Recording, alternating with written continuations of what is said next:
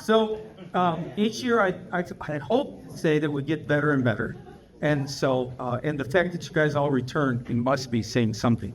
So we have some great entertainment for you this weekend. And we're going to start out, I don't know if you know Mr. Kevin Brown from Canada.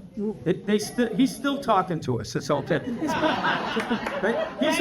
He's a little pissed, but he's like, that's all right. He should be. Right? So, without getting political, so Kevin runs the Tom Petty Project, and if you haven't ever checked it out, it's tompettyproject.com, and he does all kinds of really cool things. I don't want to give away his thunder, but I do want to give him away to you by introducing him. So, Kevin Brown, come on up.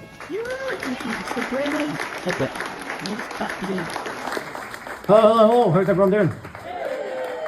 Everyone excited to be in Dreamville? Looking forward to the music? Yeah, well, before we get to the music, there's a bunch of jabbering that we got to do, and I'm one of the jabberers. So, I wanted to tell you a little bit about who I am, how I got to Tom Petty, how I got from Wigan in England to Gainesville on stage talking about an American cultural icon, which seems a little bit weird. So I went back and forth a few times on how to do this. But as you can tell, I'm not from around here, and I am from Canada, even though this accent isn't. So I'm English by birth, Canadian by choice. I don't watch baseball, but I was a little bit disappointed that the Jays lost, but there it was. Any Dodgers fans in? Right. Oh, okay, right at the front, of course. Okay, so I was born and raised in Wigan, in England, which if there are any George Orwell fans in, the road to Wigan Pier, you may know. But other than that, you probably wouldn't know. So if you look at the British Isles and you get that big lump on the side, the big carcinogenic lump on the side that we keep track of, that's Wales. Where Wales joins back up to England at the top is basically where Liverpool is. And so you may have heard of Liverpool because there's quite a famous band when the 60s came from there, Jerry and the Bassmakers. Oh, and the Beatles, I guess the Beatles too. So my house was always full of music. My dad is a guitarist, and he was in a couple of really big sort of local pub bands. So anytime we were home and the TV wasn't on, Dad would be strumming Led Zeppelin, Fleetwood Mac, the Beatles, all those kinds of great bands. And then, of course, we had a record player. Because for those of you who are anybody over here over 40? Okay, a few. That's good. That's always good. You'll remember that we had to get those huge pieces of plastic and put it in the machine, turn it on, and then it would make the most wonderful sounds in those huge headphones. So I sat for hours and hours, like you probably did as well, listening to The Who, The Kinks, The Beatles, Zeppelin, Deep Purple, all the great bands of the 70s and the 60s. And so I got an appreciation for and a love of music really, really early. T-Rex as well. I was thinking about T-Rex. And, of course, Yellow. But thinking back, there was a conspicuous lack of American bands. So I don't remember ever hearing the Allman Brothers, Skynyrd, any of those types of the Grateful Dead have completely lost on me. I was like, they're a big thing, I think, over here, but they're not back in Britain. So I don't think that was deliberate, but they flew under my radar, under my parents' radar, which is a little bit strange given that they're huge music fans. They love melody, they love storytelling. So I would have thought that Tom Petty and the Heartbreakers would have been right in their wheelhouse, but they just weren't. We also did get MTV in the UK until 1987. So the first time I ever even heard the letters MTV was Mark Knopfler singing about it. And I had no context for it and no idea what it was, right? So we never saw Running Down a Dream, You Got Lucky, Don't Come Around You No More. I never saw those videos growing up. So I don't have that context the same way that most of you in this room would have. My first exposure to Tom Petty's work, though, was with the Wilburys, I think. So I had heard, Free Fallin', Running Down a Dream, but I'd come home, I was in the military, I joined the military at 16, and I was home on leave, and my dad said, Kev, you've got to check out this band, the Traveling Wilburys. So it's George Harrison, Jeff Lynne, Bob Dylan, Tom Petty, and Roy Orbison. And of course, I knew everyone but Tom, and I remember thinking at the time, who's this scrawny, blonde-haired dude hanging about with these legends? Little did I know, of course, that he was every bit their equal and every bit their peer. So when you talk about supergroups, that gets bandied around a lot. I think the Wilburys really are the only true supergroup. Maybe the Highwaymen, He'd throw into that bracket as well. But the Wilburys, they've got a Beatle in there. That just trumps everything, right? And they got a Tom in it. So anyway, fast forward to 1999. Sorry, I should stop too quickly. How's the speed? I know my accent can be a challenge. Is it good? Yeah. Good. Excellent, camera. Maybe a little fast. Well, I can lay it back some Tom dead thick if you want me to. I can talk like I would at home. Pick it up! Fast forward to 1999, and I married a very nice Canadian girl.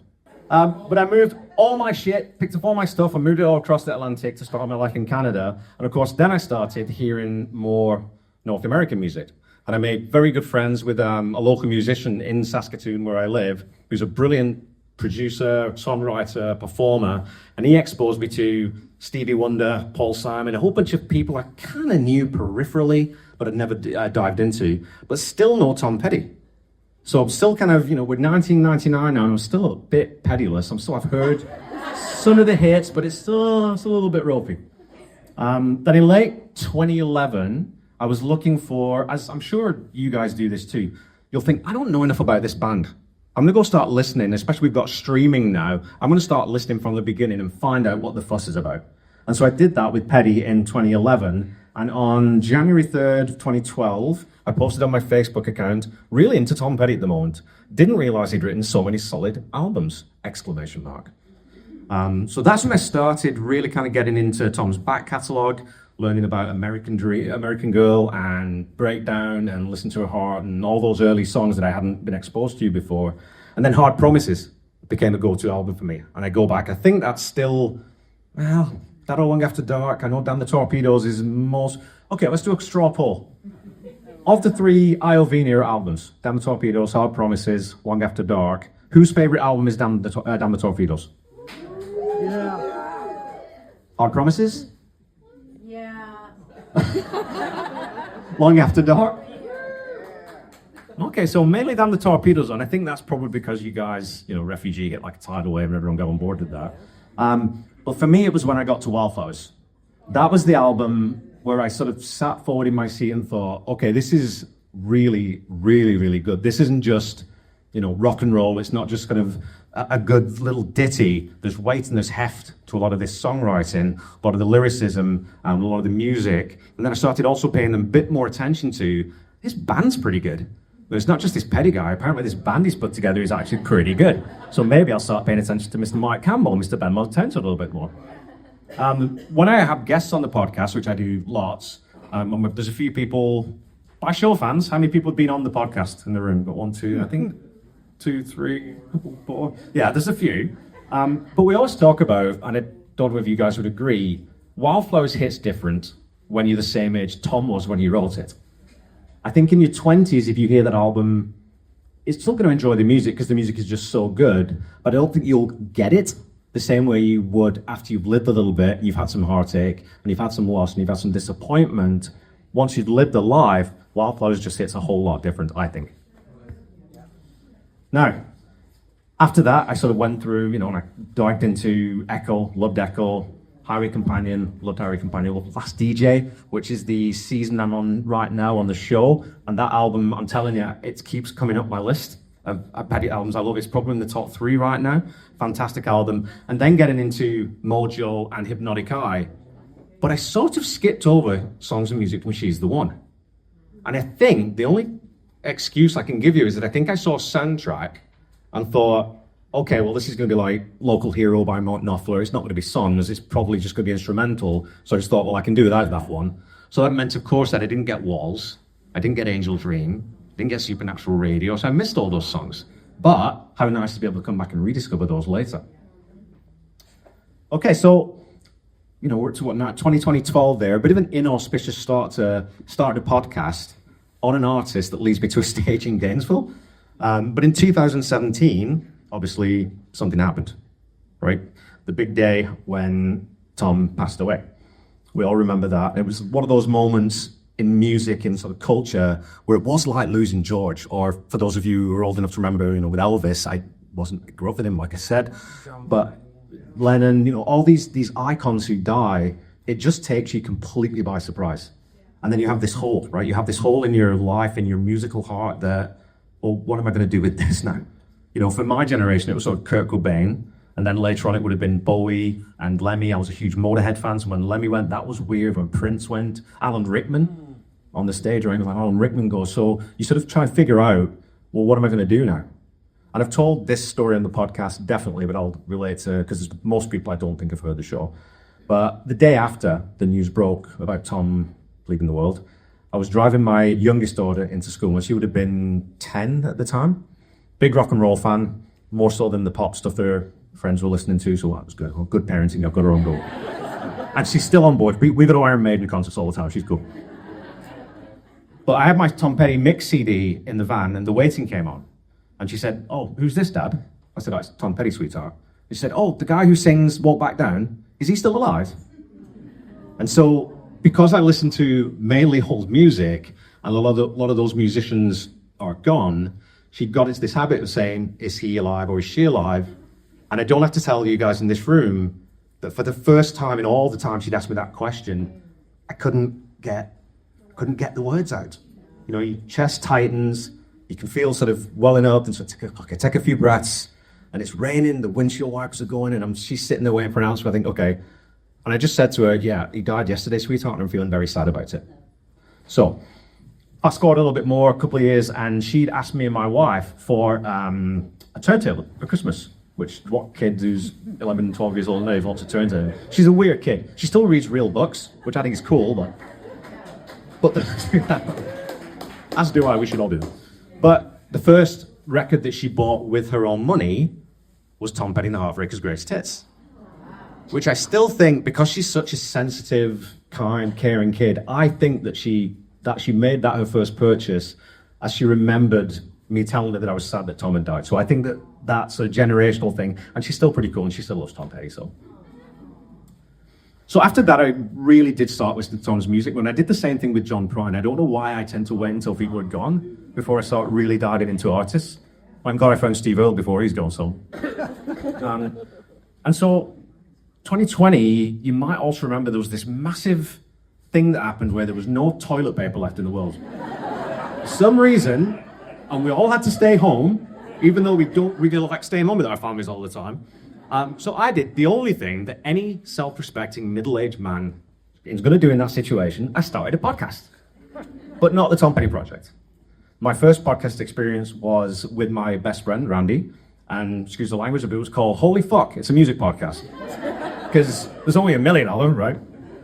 So that was basically, we'd interview prairie musicians in Canada, and we ran for about 11 episodes, and it was fun, but it became difficult to sort of, schedule around his schedule, my schedule, the guest schedule. So we wrapped it up in July 2020, and I had no podcasts on the go, but I was listening to lots of podcasts. May 20th of 2021, again, I posted on Facebook, I'm considering doing a solo podcast. 15 to 20-minute episodes. I'd review and talk about Tom Petty's catalogue song by song, starting with Rockin' Around With You from the first album, in order of track listing by album until I get to Playing Dumb, track 12 on Hypnotic Eye. 16 albums, 189 songs. I might even throw in Mudcrutch and the Wilburys. Is this a dumb idea? Would anyone listen to it? And then I finished by saying, I don't really care if anyone would, because I'm probably going to do it anyway. That was before I knew about Playback, American Treasure, all the B-sides, all the outtakes, all the live stuff. I didn't know any of that stuff at that point, so I didn't know what I was getting into, really, at the start.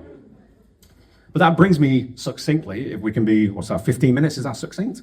That brings me to why I started the podcast. So there are two main reasons. One, I wanted to get back into podcasting. I enjoy the process of writing the show, building the format, trying to figure out where is the audience. Of course, the audience was really easy to find, and we'll get into that. But I really enjoyed that creative process of going through and trying to work through a show, putting a show together. Also, the discipline of working through someone's catalog and really sort of trying to dissect the music and pull apart the lyrics and look if there are through lines, if there are consistencies, if there are differences, what different band members bring in. That really sort of appealed to my music nerd brain. So I thought, okay, well, this would be something that would be good for me to do, just my own sort of personal interest. And if anyone listens, great. And if they don't, well, I waste, 2 hours a week? That'll be fine. So one thing going in, what I didn't do, I didn't check to see if there were any other Tom Petty podcasts. And just as a quick news flash, there aren't, which is, I found that later to be insane, that there are nine. There were 3 episodes that John Scott did as part of his book release for Tom Petty and Me. I'm sure everyone's read that. Yeah, brilliant book. And I ended up talking to John later about there were no other podcasts. There was the occasional episode on a different album or a song here and there, but no dedicated podcast. I also didn't listen to any other music podcasts at the time. So I didn't have a clue about, is there a good way to structure this? Is there things that people do, things that people stay away from? So I went in pretty blind. Of course, I stumbled across the Tom Petty Nation when I was looking around trying to find somewhere to hang out and find out about Petty. Is anyone not a member of the Tom Petty Nation? Just so we can boo you? Okay. There. So I posted on there that I was thinking to start this podcast and asked for resources like where do I find out information about Petty, about his songs? And of course, very quickly, people put me onto Warren Zanes' Biography. Paul Zollo's fantastic conversations with Tom Petty. And anyone who does listen to the show, you will hear me say, in conversations with Tom Petty, Tom tells author Paul Zollo about, I don't know, I've said that about 600, 700, 800 times over the last 4 years. And then obviously John's book. But then also just little bits of people firing and say, oh, make sure you read this, make sure you think about this person, make sure you know about this band, make sure you know about Fudd Crouch, make sure you're following all this kind of stuff. And then I had my first contact with my friend Pete Nestor, who is sitting in the second row over here, who also is the co-host of a fantastic podcast that you should all be listening to called the Honest and Unmerciful Record Review Podcast, which I think has the best rating system in all of podcasting because they rate their albums by a number of warm, tasty burritos, which I'm on board with. But Pete gave me some really good advice early on because I was talking to him about, well, should I include music in the show? Right? Is there copyright issues with that? If I'm just using clips, if it's not for profit, what's the issue with that? And Pete gave me lots of really, really good feedback on that. And so I made a decision early not to put Tom's music in the show, which made it a little bit more difficult because then I've got to be quite a lot more descriptive about what I'm hearing. But I think it was the right decision because, as I learned more about Tom, he wanted tight control over his own art, as all artists have the right to do. So I thought, okay, well, and the Petty fandom, the Petty heads, we're all really protective over that stuff too, right? So I thought, I don't want to piss anyone off, so I won't put the music in the show. So that was kind of an early decision as well. Okay, then on September 21st, 2021, the trailer for the show went live. I just did a quick little introductory episode. And then the week after, on September 21st, the first episode proper, covering Rockin' Around With You, went out into the world. I would say the rest is history, but that would be a bit grand.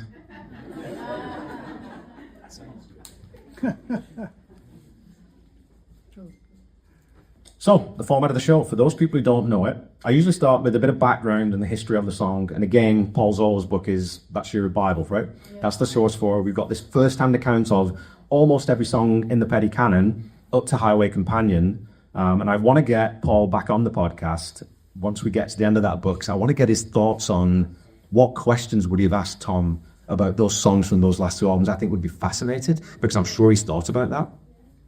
And I've chatted to Paul offline once, and he said he's actually got still all those recordings of his interviews with Tom. So he's trying to see if there's a way to work with the estate to eventually sometime maybe, and I hope I'm not telling tales out of school here, but to get those out as a podcast or get those out, because man, would we love to hear those?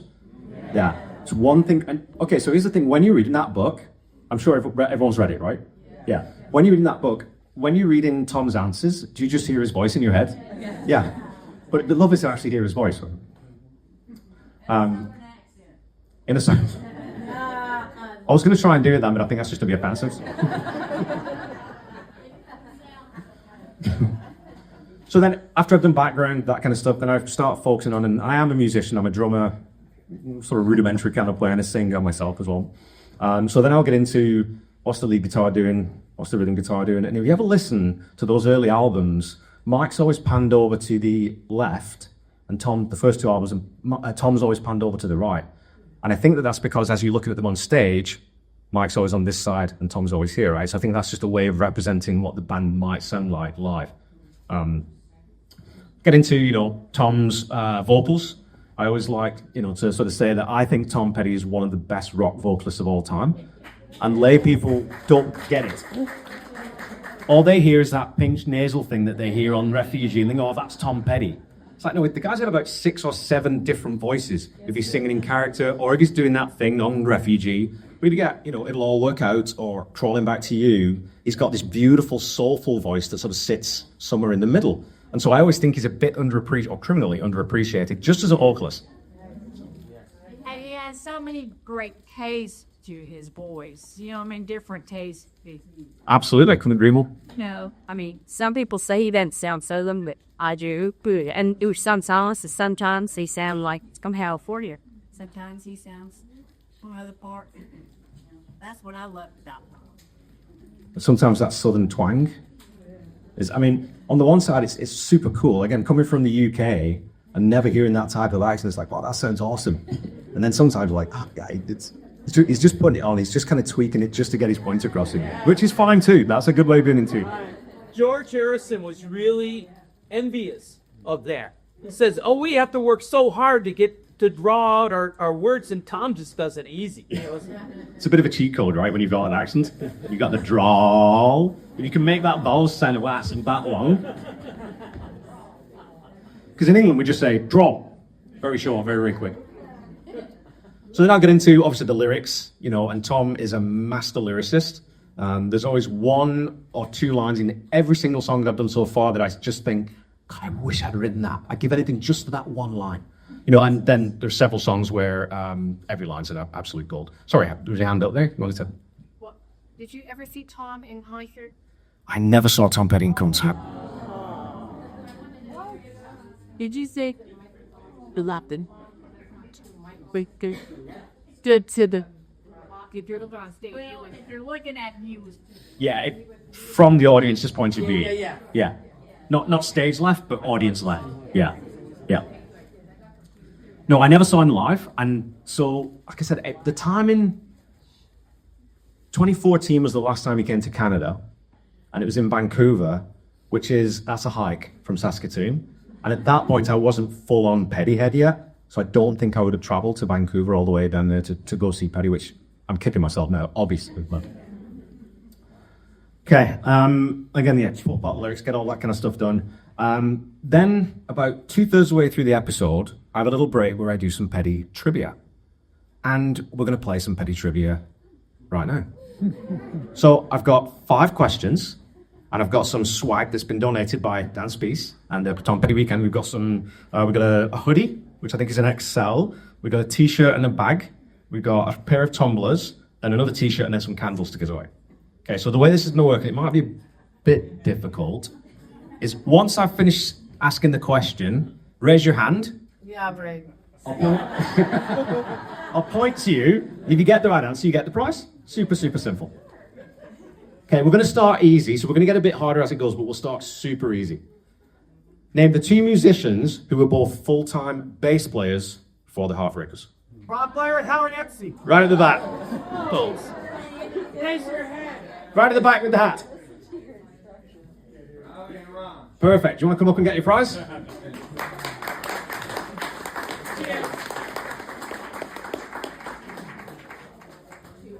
We'll do tumblers to question 1. Wow. There you go, sir. Winner, chicken dinner. Yeah. Hey, remember, raise your hands. Don't shout out and give the answer away.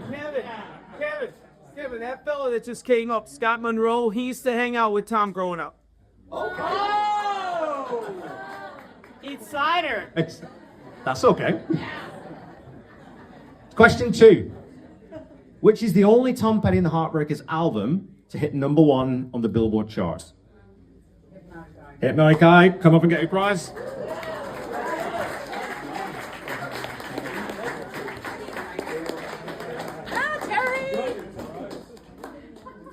Okay, we'll start getting a little bit trickier. Question 3. Which 27-year-old pop diva performed before the Heartbreakers at Live Aid? Ooh. Nope. Sesame. 70-year-old? No, 27-year-old. Madonna? It was Madonna. That should be 3 tumblers. Should have played for the Jays. Okay. Question 4. Which is the longest song on Wildflowers? Run it back to you. No. Wake up time. No. No more. Yeah. Good to be king. No. I'm stumping the petty heads. This is awesome. No. No. You wrecked me. No.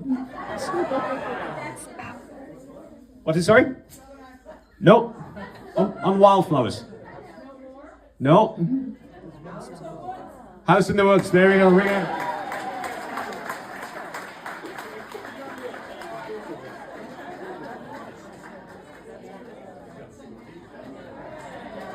That one took a while.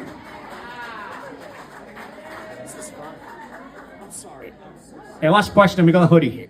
Got a nice big hoodie from the 2023 weekend. Sir Lars. What is the last song from Full Moon Fever that Tom played live as the main set closer at the Hollywood Bowl on September 25th, 2017?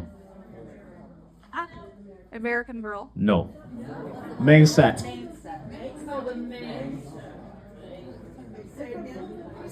So which song closed the main set? Okay, we've got one at the back. Running Down a Dream.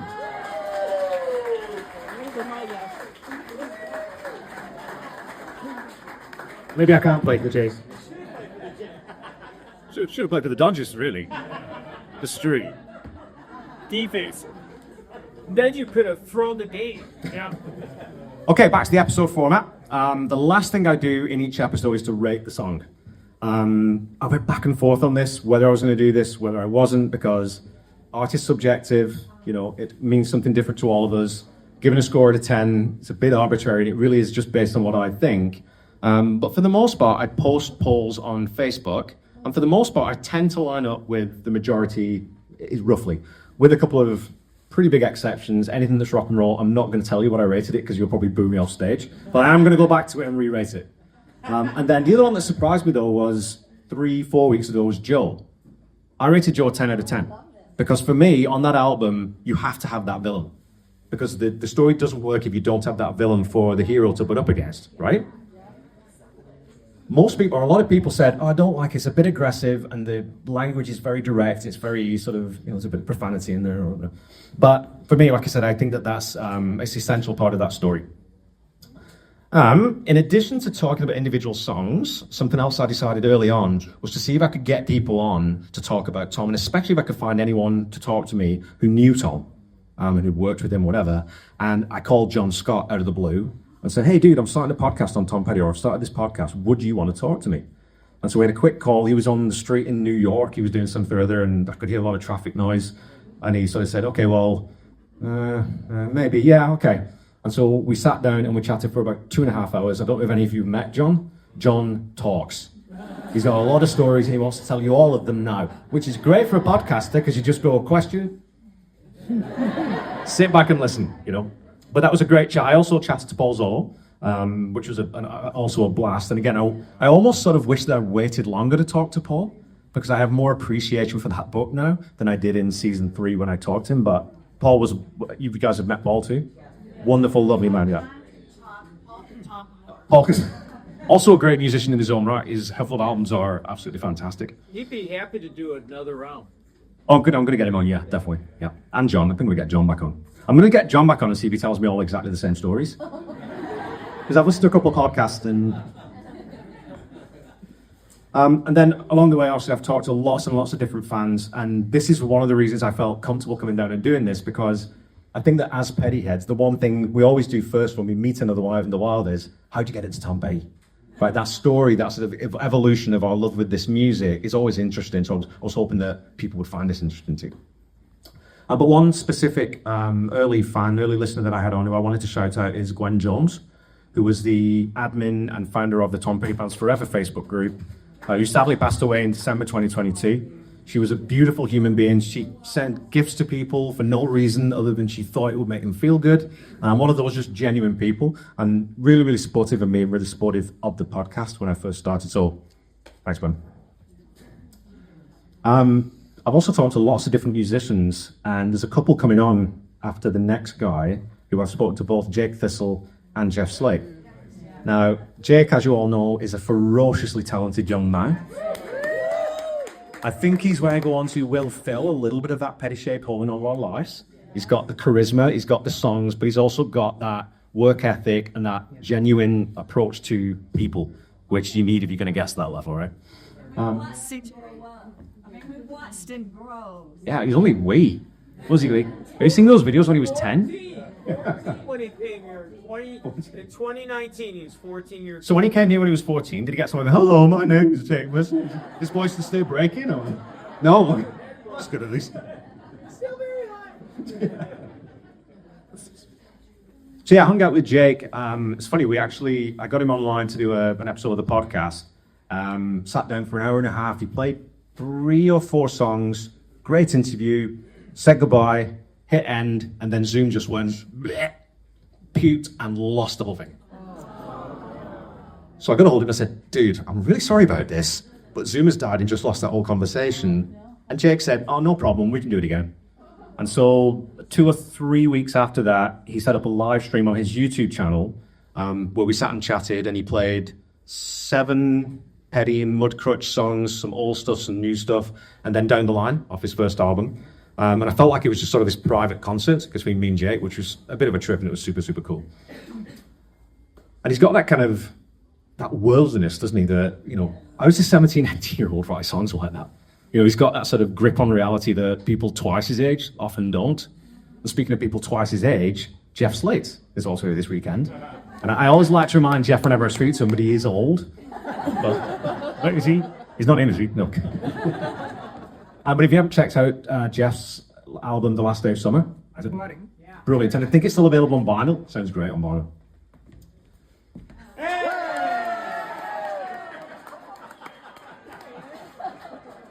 Oh, I'm in trouble. Okay, so at the end of each season, I record a Wrath episode with a friend I made down in Orange County in California, John Paulson, who is a Liverpool FC soccer fan and a Green Bay Packers fan. But he's kind of a nice guy, so we kind of got lost out. Okay, so why Tom Petty? That's the question. Why was it Tom Petty that made me want to jump back into podcasting and devote a significant amount of my time? I think I've done 1,480 hours so far, which is about 28 days, if you listen to it. And then so for every 25-minute episode, I probably spend about 6 hours researching, writing, recording, editing, you know, promoting, all those kinds of things. But it's not work, is it? It's just effort. It's not work if you love it. So initially for me, like I said, I wanted to get back into podcasting, but I also thought, well, it'd be easier to do it with a band that I know already. So my initial idea, after I had the idea of maybe doing Petty, I thought, well, maybe if we do the Kings. So I love the Kings, and I know that catalogue really quite well. Does anyone else think The Man Who Loves Women is super kinksy? Did anyone else get a super kinks vibe from that song? But so I sort of thought, I'd rather do something with an artist that I don't know, because I do want to know how the guy who wrote I Need to Know and What Are You Doing in My Life gets to The Man Who Loves Women and Don't Pull Me Over. That's a strange trajectory. And I thought, well, I want to see how that happened. So what I found was, as I went through and as I've been going through and sort of listening forward a little bit, what I find with Tom's music is there is a stunning consistency with it. There's unparalleled, I think, in rock and roll. Like, sure, you know, the Beatles, obviously, they're sort of the top table, but they were only recording for 8 years. So they only had to sustain that trajectory for 8 years. You look at Dylan, and I'm sure there's tons of Dylan fans in the room. Yeah. Bob had some wobbles, right? Bob had low points where the wheels were kind of falling off a little bit, and we all went, I don't know, Bob. Can we get back to cool stuff? I don't know. You know.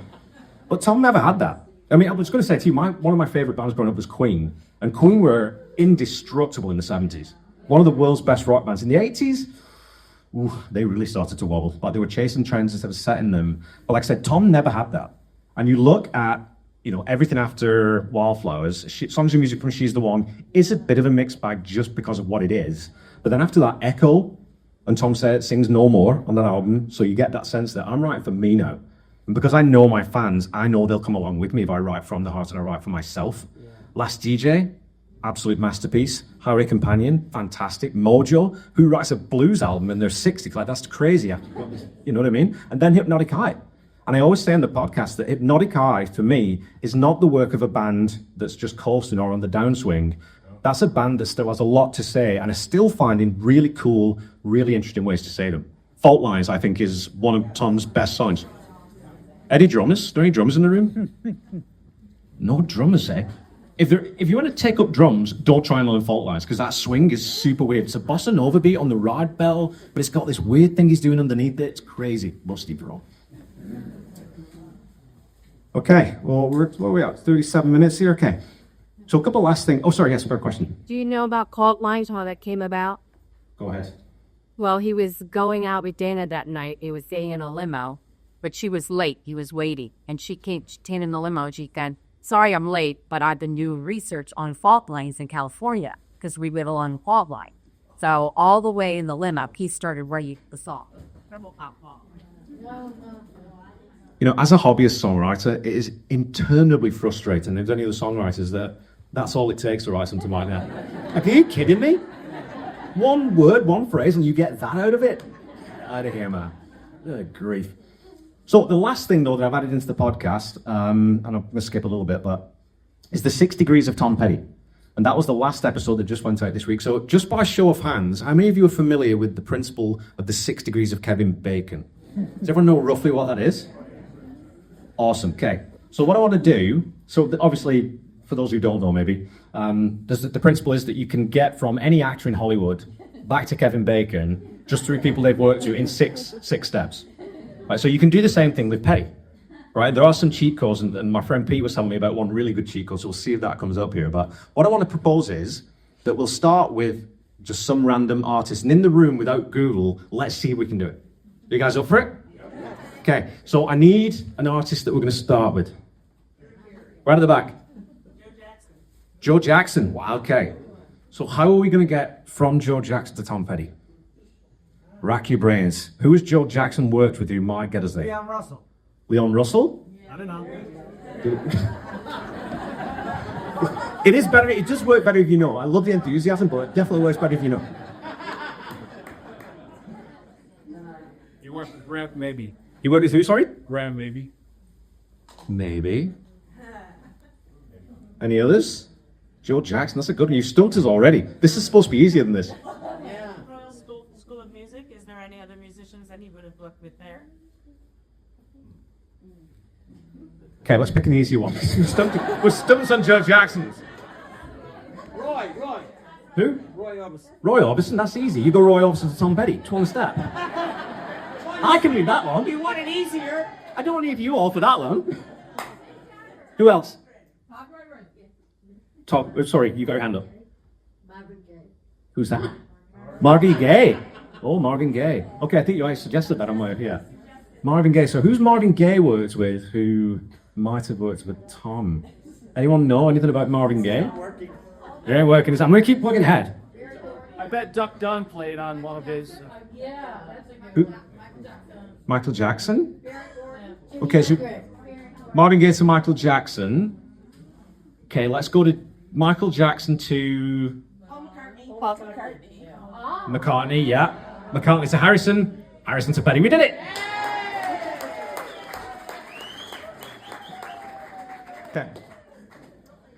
Okay. So I start wrapping up here, and I do want to open before I do any other questions. So doing this podcast the last 4 and a bit years now has definitely been the most engaging, exciting, interesting, creative thing that I've ever done. And I've really, really enjoyed it. It's definitely influenced my own songwriting. So you hear this all the time that Petty, the Beatles influenced everyone, whether they accepted or not, they just did. The Stones influenced so many. There's all these things, all these tributaries come into the river. But I noticed that my last 3 songs that I do about 2 or 3 every 3 or 4 years. I don't be many. But I've sort of learned that less is more sometimes. Like how many times have you listened to a Tom Petty song and thought, that part didn't really need to be there. Or, it's a bit busy, probably could have trimmed that down. You just don't hear it very often, right? Because they were masters at knowing exactly how much a song needs, and that definitely has come through into my writing. But the most important thing that I've gained from this little journey that I've been on with Tom Petty's music is meeting people, meeting Pettyheads. This is the best fan community in the world. The best fan community. Are there any Van Halen fans in the room? That is the most toxic fan group on Facebook you'll ever meet. Talk about 6 degrees of Petty. It goes, oh, that's a great song. Sammy Hagar sucks. I love David Lee Roth. That's pretty much every comment, right? Well, but meeting so many fantastic people and getting exposed to so much new music has been an absolute joy and a pleasure. And being able to speak to you guys on stage in Gainesville is surreal and amazing. And I did want to sort of finally thank, it's just left, I think, Dan Spees for inviting me here this year. And also a big round of applause, please, to everyone at the Heartwood stage, sound stage for Cut No Stitching. Can you do that every year? So, you can find the Tom Petty Project at tompettyproject.com. Do come and listen. You can follow me on social media, leaving comments. I do need that comments. What's that? You find it there. It's super easy. Any questions you can ask me about Tom's music, about the podcast, about why my teeth are so great. That's good ideas. That's easy. That's right. When is your podcast? Every week it drops on Wednesday mornings. Yes. At the back. What's your favorite Tom Petty song? Oh my God. I mean, today. Okay, that's a good qualifier. My favorite Tom Petty song today. Breakdown today. I would say probably. I've been listening. You know what? Honestly, I've been listening to Rebels again a lot lately. I don't know why, but there's just something about that song that it sounds a bit Springsteen-y, and it's got that kind of same movement to it. But it's one of those songs that always sort of excites me whenever I listen to it. We got time for one more? Any more? Yes. Sorry, one of us. What's the most profound thing you've learned about Tom Petty through your Tom Petty podcast? Oh, wow. So what's the most profound thing I've learned about Tom Petty during my time? Okay. I would say that sort of artistic honesty, and so that sense of center that he had, that he never wavered from, I think that is profound, because it gives you a template for how to do things without telling you how to do things. So he leads by example. He's not didactic. He doesn't tell you this is how you should be. He just shows you how you should be. And I think that's the best way to be, is the way that Tom Petty is. Really good. Here we go. Okay, thank you so much, everyone. Enjoy the rest of your time.